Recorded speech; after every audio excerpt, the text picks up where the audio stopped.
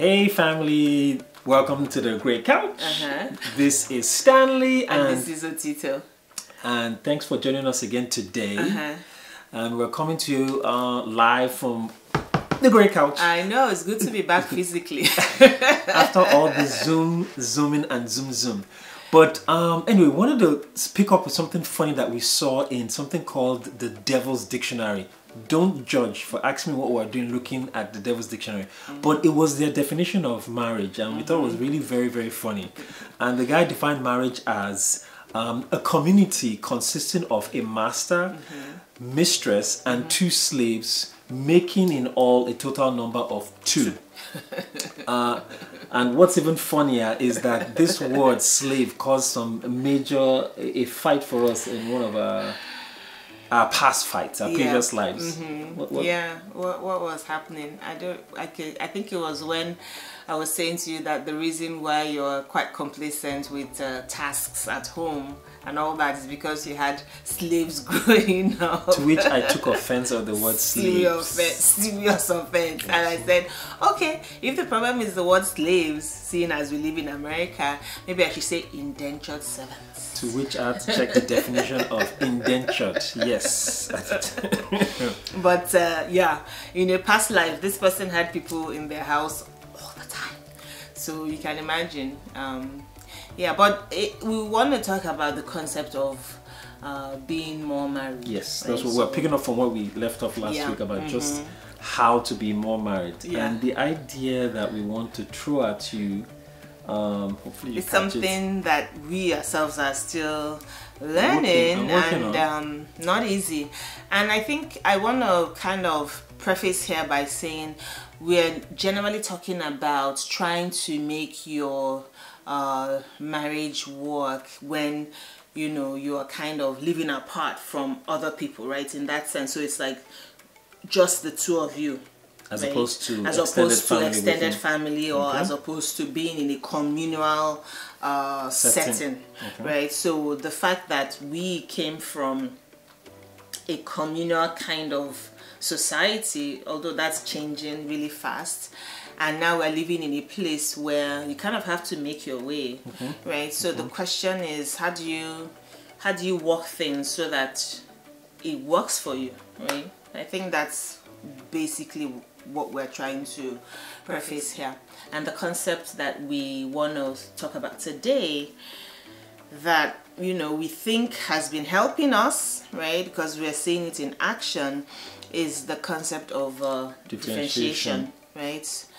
And it's interesting because we're Christians, right? I don't think we've hidden that fact. And we know that as Christians, we know, right, that the vows that you make say that the two shall become one. And I sometimes think that that is maybe sometimes where the confusion comes, because we think that the becoming one is this concept of emotional fusion where you don't even have your own ideas or thinking. So everybody's along with us, so we want to tease out emotional fusion. So I mean, emotional fusion is this concept where and I mean, if you go to our book, we talked about it because we dealt with it honestly, and that's why we're exploring that here, right? This is not something that we heard from somebody else, but it was this idea of two of you have to be unified, think the same, right? Respond the same, do everything together, right? And I mean, when you're dating, it's all well and good, but the minute you get married, right, and the stressors of living and raising children come in, then maybe little conflicts arise, and then that's when you realize, oh, I actually think different from this person. But what happens is that people then try to force somebody to conform into a unified thought, right, or unified idea. And that can cause a lot of problems because, again, we're also coming from a society that is quite patriarchal, right? So when we talk about fusion, it turns out that it's the wife, right, sometimes who has to get engulfed, right, in the husband's thing, which is where people think about submission. However, when the wife now tries to assert her own thinking, now we're not talking about, you know, like just disagreeing for the sake of disagreement, right? Because some people do that, but just saying, oh, I have a different opinion, right? Then that becomes an issue, because it's like, how dare you question what I'm thinking is the unified thoughts that we should have about this, right? So as opposed to, so that's emotional fusion. With differentiation is more like not the opposite, you know, like a higher form of thinking. So you have your individuality on one side and you have emotional fusion on the other, and then differentiation is on top. The idea is that if you become a better version of yourself, the individual, you have something more to bring to the union that you can differentiate with.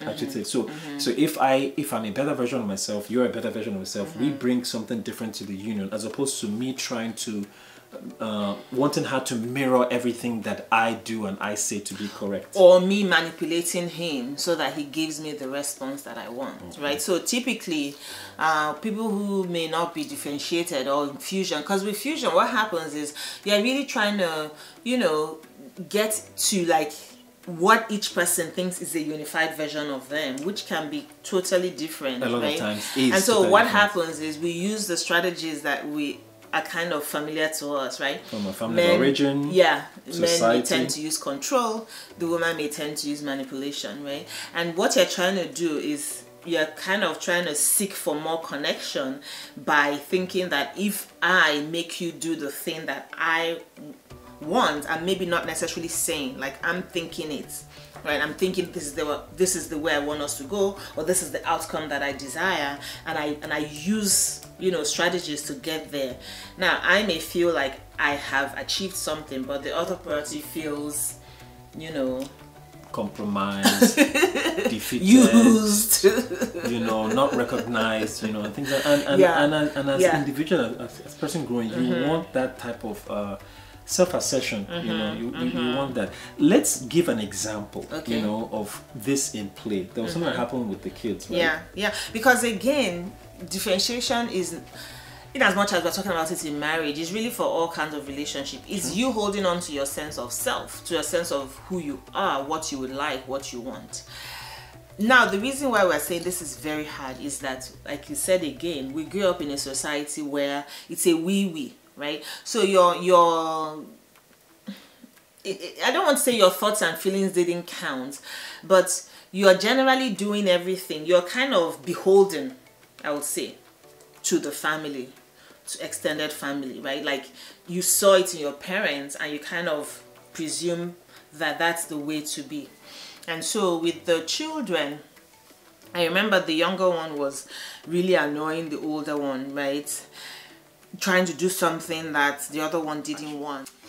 So the younger one was, you know, being very annoying, right? And trying to get his way. And it was night, and I was kind of like, the other one had said, I don't want to do this, right? So it was a question of let me sleep next to you on the bed, and the older one was like, no, go to your bed, right? And it was night and all that, and I remember it had gone on, and so for me, I kept saying, I said to the older one, let him, you know, sleep on there. Now the idea is that he will sleep and then he will go. And the older one was like, no, Mom, I don't want to do that, you know. And he was like, no. He kept insisting no, you know. And I wasn't mad at him, because I realized, I mean, he was differentiating in a way of, I don't want to do this. So if I had said to him, do it, right, yes, he would have obeyed me, right, which is that communal thing, but I would have not given honor to his personhood, right, in that sense, because I wanted peace, you know. And so it reminds me of that Nigerian joke. I was just about to say. So we have a saying back home whereby, say, an older person punishes another person, tells the person to kneel down. Yeah. And then a younger person might kneel down physically, but you say, I might be kneeling down, but in my mind, I'm standing right? in defiance. So like defiance. So sort of what you call resistance compliance, right? That kind of thing. So, I mean, to me, right, I wasn't annoyed as a parent. And so bringing it back to marriage, right? When someone starts to differentiate, it stings, I would say. It hurts. Yeah. Yes, well, it does call it spit, yeah. I mean, some other people might say boundaries, right? But boundaries makes it seem as if you're walling off. No. But differentiation is we are being more connected by holding on to our sense of self. To our individuality. A paradox. It sounds like a paradox. Yes. And we kind of think this also, like we said as Christians, that if your identity, if you're affirming your identity in Christ, it will help you hold on to your own identity and also allow the person to have their own identity in Christ. Yeah. You know? So it's like, I know who I am in Christ, and I'm comfortable enough in my skin to let you be. Yeah. Who you have to be, or who you want in Christ. And we don't have to be the same, but we can bring those strengths together, right? Because it's a strengths-based approach that we always kind of advocate for. So you bring the strengths together. I like that because I always say it puts more tools in your toolbox to solve the challenges and problems that you have. You know, it's almost like that. People we think type of concept whereby everybody seems the same way. You need a novel idea to just flip the script, and that might be the solution that you're looking for. You know. So. Yeah. So I mean, for us, the question now becomes, right? Do you think that differentiation is something that, you know, could help your relationship, right? Because it's been helping us quite a bit. Or is it something that you're already doing, but you didn't have this lingo for it? Differentiation. Yeah, because again, it's not disagreeing just for the sake of it. It's being able to hold on to your sense of self, even when other people are disagreeing, right? So you can see that it takes a healthy dose of self-esteem, which we may not be able to give to ourselves, which is why we're saying that you have to then affirm your identity, right? If you're a Christian in Christ or in whatever religion that you follow. And so what happens again, right, which was why I gave the example of the family, is that this thing too can actually also affect the extended family, right? Because they're expecting a certain mode of being from you. That's all they've known. And then you turn around and you are all of a sudden changing, right? And so you hear, you have changed though. Or you've been changed. My banner will come. You say you have changed though. You know, and you can imagine if someone said that to you, and it's someone that is dead to you, that raised you, you feel it. You're like, did I really change? Is there something like, so there'll be that tension. But again, if you've differentiated, you can recognize, okay, this tension exists because of the love I have for this person, but I know, right, that the way that I'm going is a better way, right? In that sense, better for my union. We're not necessarily saying, oh, you know, but you just recognize for the outcome that I want of a more unified, right, marriage, of a more married situation, I have to know who I am. So it brings to mind the fact that not all conflict is detrimental. Yeah. Some conflicts are necessary for you to break out of that cocoon, you know, like what's that illustration of the moth and the butterfly and what have you. Yeah. You know. And having a different idea of looking at conflict makes you not so averse to conflict, or feel like if conflict happens then something is wrong, right? Because I always think about it when people say, oh, why are you maybe talking about conflict? And I say, well, if you are in a conflictless situation, you cannot know the strength that you have, right? You cannot know the strength because everything is just going fine and dandy, you know. And then when conflict arises, as it's inevitably will, because we are human beings, then you feel like, oh, my world has fallen apart, which is that concept of the fusion, right? You've been going so much in this fusion concept that if something little happens, it kind of takes the ground from under you, right? As opposed to, you know, like we said, as you're becoming more differentiated by stating your opinions, you know, being able to walk through situations, then really it becomes harder to shake your foundations when the more serious conflict arises, right? So it's almost like you're practicing. So the question now comes as in, what are steps to begin to work on your own differentiation journey? Yes. You know, and the first thing is to realize that you're valued as a person, right? You're valued.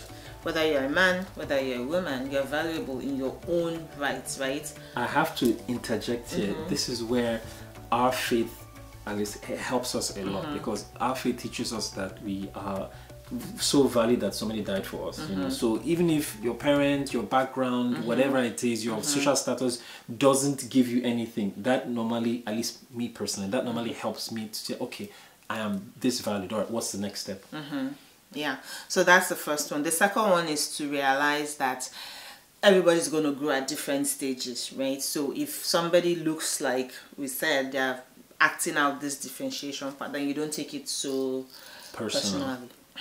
That laughter is a potent laughter, but you don't take it so personally, right? But it's hard not to take it personal, because this is the person you're supposed to be spending the rest of your life. But again, it's if you remember, like, okay, this is not about me, right? It's not about me, right? And then you can continue to move forward from there. So that's all we have for you for this week. We're going to continue, you know, this concept next time, where we'll talk about it in the concept of intimacy, right? Both emotional intimacy and sexual intimacy.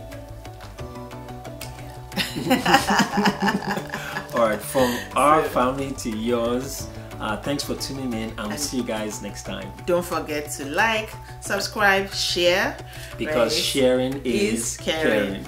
Bye for now.